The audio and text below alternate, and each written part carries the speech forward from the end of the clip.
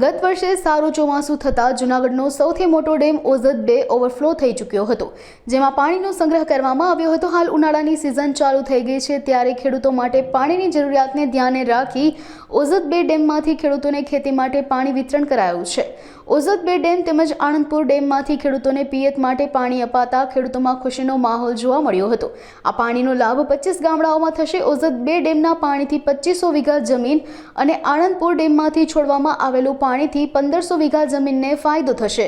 મારું ગામ બાદલપુર, તા જિલ્લો જુનાગઢ, ઓઝત ડેમનો ખેડૂત છું અને આ કેનાલ છોડવાથી હજારો ખેડૂતોને લાભ મળી રહ્યો છે।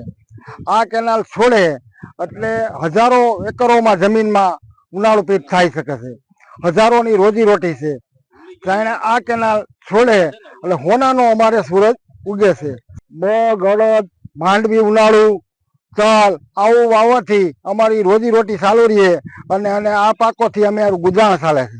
મારું નામ મનસુખભાઈ ગોગનભાઈ ડોબરિયા, ગામ બાદલપુરનો ખાતેદાર ખેડૂત। ઓઝત 2 સિંચાઈ યોજનાનું કેનાલમાં આજે પાણી છોડવામાં આવ્યું છે। આ પાણી છોડવાથી ઘણા ખેડૂતોને લાભ થાય, ઘણા એટલે 10 કિલોમીટર લગી આ કેનાલ છે અને આજુબાજુના ગામ બાદલપુર, પ્રભાતપુર, બગડુ છે, પછી રામપરા, દાત્રાણા, આ તમામ નાગલપુર, આ તમામ ગામના ખેડૂતોને આનો મોટામાં મોટો ફાયદો છે અને સારામાં સારું ખેડૂતો ઉત્પાદન લઈ શકે છે, કારણ કે ઉનાળામાં પાણીની જરૂરિયાત વગર કોઈ પણ પાક થાય જ નહીં। આ ડેમ બન્યા પછી અમારે બહુ આનો મોટો જબરજસ્ત ફાયદો છે।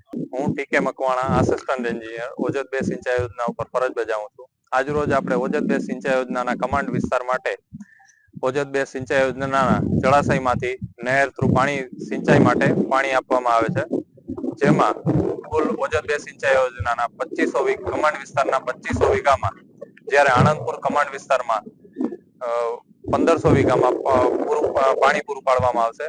જેમાં ઓઝત 2 સિંચાઈ યોજનાના કમાન્ડ વિસ્તારના 260 ખેડૂતોને, જ્યારે આણંદપુર કમાન્ડ વિસ્તારમાં 160 થી 170 ખેડૂતોને પાણી પૂરું પાડવામાં આવશે। જે પાણી આપણે કુલ 3 મહિના માટે આપવામાં આવે છે અને જે અંતર્ગત આપણે સિંચાઈ માટેની આગોતરી વસૂલાત લેવામાં આવેલ છે, જે આપણે 22 રૂપિયા પર વીઘાના એક પાણ માટે લેવામાં આવે છે।